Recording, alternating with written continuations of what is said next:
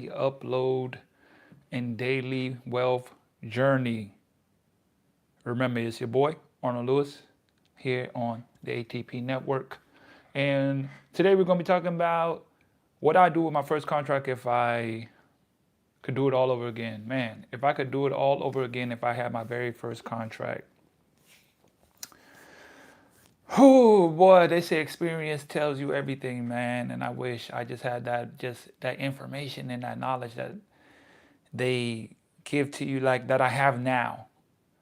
So I'm gonna give you the information that I have now that I wish I would have known then, because what I would have known then, if I would have applied this now, it would have changed everything. And I think the most important thing before, I would say the most important thing that would have changed everything first that I needed was just the mindset. And we always talk about the mindset and this, and that, but I mean the mindset to be able to stick to the game plan. You got to be able to stick to the game plan, your money game plan, your money blueprint. And as an athlete, as a pro basketball player and as athletes or players at all levels, we always go into life with a game plan, into a game with a game plan. I always tell that to my homies. I say, you always go into a game with a game plan, but your money don't got no game plan. You work and do all this, but you don't got no game plan for your money. You know what I'm saying? So if I would have started with my first check, I would have planned out exactly what I needed to do. I would have done what I'm doing now, pretty much, to break it all down. And I could say it took a lot for me to even get to where I'm at now, just as far as managing my money and my discipline with my money, because you have to have some level of discipline to even be good as a basketball player and survive and get paid. So you've been able through high school, college, to make it into the professional ranks. You've been able to have some sort of level of discipline that even allowed you to get the opportunity. So I would just stick to my game plan as far as that. I would have to create one first. What are your goals? What are your I always say this, what is your 1 year goal? What are you gonna do with the money that you have? What is your 3 year goal, 5 year goal, and 10 year goal? As far as contracts you want to be making, how you're going to manage that, and what are you going to do? And it all really stems from managing your money. And if I had my first check, if I go back for my first check, I would have worked before that to have my game plan down packed of what to do with the money when I got it. And that's all a part of money management. That was one of the biggest things I would have done over is manage the money correctly in order to grow it. I would have took, I think, let me think if I can remember. I think my very first contract I got was about 4,000, but I can't say they sent it to me. I didn't sign it because the agent I had at the time told me not to sign it because you could get something bigger and better. We could sit on it. Never sit on your first contract. If you got a good contract, they give you like 4,000. Go get that experience. It was in Qatar. It was in the Middle East. It was a great area. I was going to be in Qatar. That's called the mini Dubai. The mini Dubai, I had no idea. I'm just saying, oh yeah, I got a deal. I can wait. We're going to talk to G League, this, and that. Guess what? None of that happened. That's when it was the D League. Guys talking about he's going to get me in D League, get me in tryouts, this, and that. None of that happen. Ended up losing my contract. Ended up losing. I still think about that. That was my very, very first ever pro contract. Dang, I was in this for like 4,000. That is a good rookie contract coming out from the start. That sets the bar of where you can go from there, especially in the Middle East and in Qatar. Man, what I wish I would have knew now from then. But my real first, this is how I got jigged out of my first contract. So my first contract, I went on a tour after that, and I went to Mexico. And in Mexico, I went for preseason. So how did I get to Mexico? I'm gonna make it real short. Someone called me for a camp, a money camp. They tell you pay your money, go, you get picked up by teams. So that's what I did. I went to a money camp. I went to a money camp. I was the last person to arrive to the money camp. My dad gave me the money. I told them, hey, I want to go. They said they're going to have scouts. Somebody from who I knew told me about it. I'm going to the camp. I went to the camp. I killed the camp. We won the little championship. The coach who we won the camp championship was going to Mexico. And he was like, bro, you're really good. Do you want to go with me to Mexico? I'm finna go coach there. I was like, oh yeah, I'm out. And it was for like $2,500. So I went, I did the first 2 weeks. Right before the end of the 2 weeks before the first game, they cut me. And they didn't give me, this is how they got me. So instead of giving me, it was half the month, they didn't give me, I signed for $2,500. They didn't give me the $2,500. What they gave me was, I think about it. They said they was only gonna give me, you only get paid half in preseason, and you only get paid half. So I didn't even get paid half of what you said. You're only gonna make half in preseason, so you only was able to get $1,250 in preseason, and then they gave me half of the half because I only got 50% of. They completely screwed me. So I ended up getting paid like $750. So I got paid a quarter. I didn't even get paid half because they said we were in preseason, so they only could pay the half of the half. Just thinking of it, it was just so outrageous and so like just diabolical. Now that I think about it, wow, just to think back on that situation, so anyways, I got paid half of the half, so a quarter of the money that I got paid out of my check. So even with that, even though it's $750 that I was able to get out of those, 2 weeks, probably week and a half. I didn't finish a full 2. I think right around 2 weeks. So what I would have done with that money, that $750, actually I used it for more opportunity. I used it to go to another tour, and I actually borrowed money from my best friend and my mom and my dad again to go on another tour that was even more, like $1,200. So I spent all the money that I had, plus borrowed some, to go on the tour and then get nothing from it. So I took that money and lost all that. And then I would just say I would get to, if everything would have panned out right and I would have got the $2,500, I would have took the $2,500 and I would have just broke it up.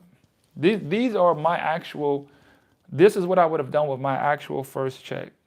This is exactly what I would have done with my actual first check. I would have took it out and I would have, right now I have a note in my phone.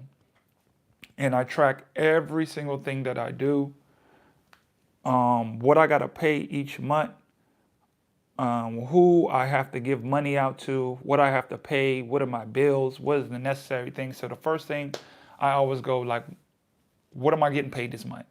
So first of all, I'm writing out what I'm getting paid.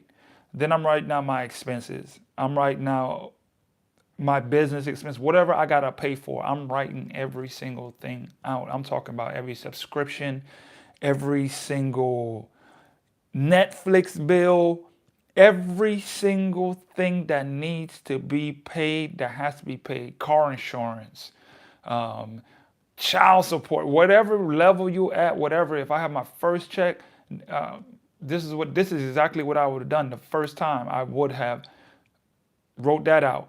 I could say now, of course, it's upgraded since I'm way further in my career. I'm 12 years in, so now I have so much more things I have to pay with. So for me, like right now, monthly, what I have to pay with, I have to pay for my land, I have to pay child support.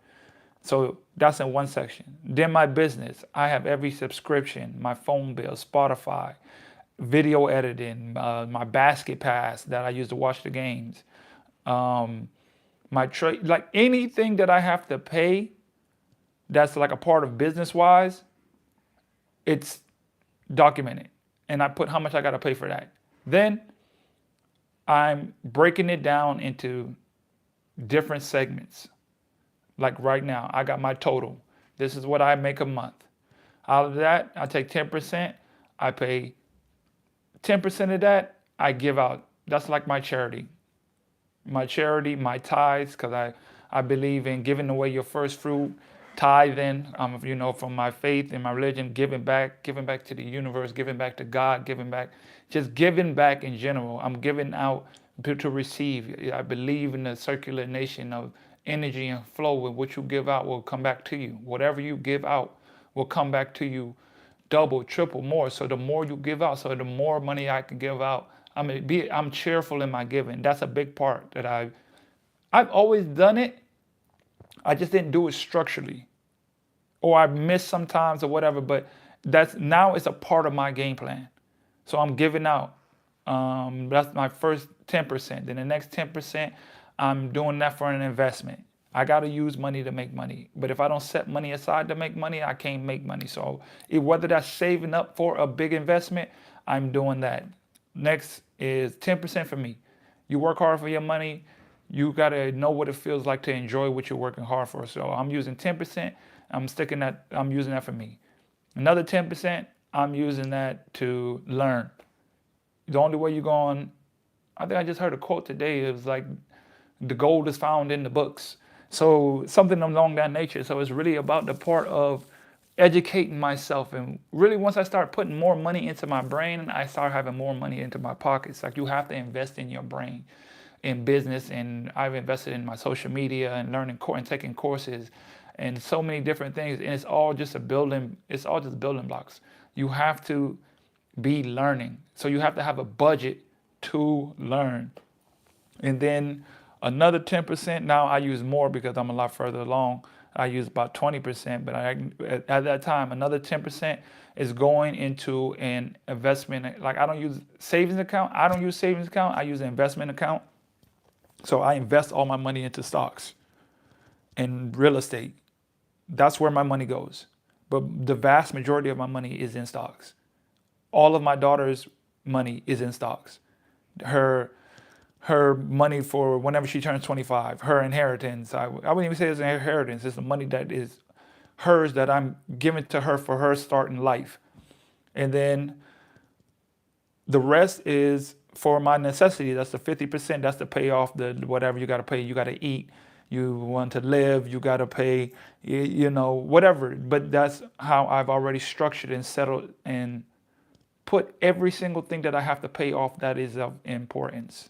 And whatever I'm left with, this is the money I got left with. That way I am taking, just the fact of that money management, that's exactly what I would have done with my first check if I would have got paid. This would have been my exact game plan. This right here has gotten me out of being broke.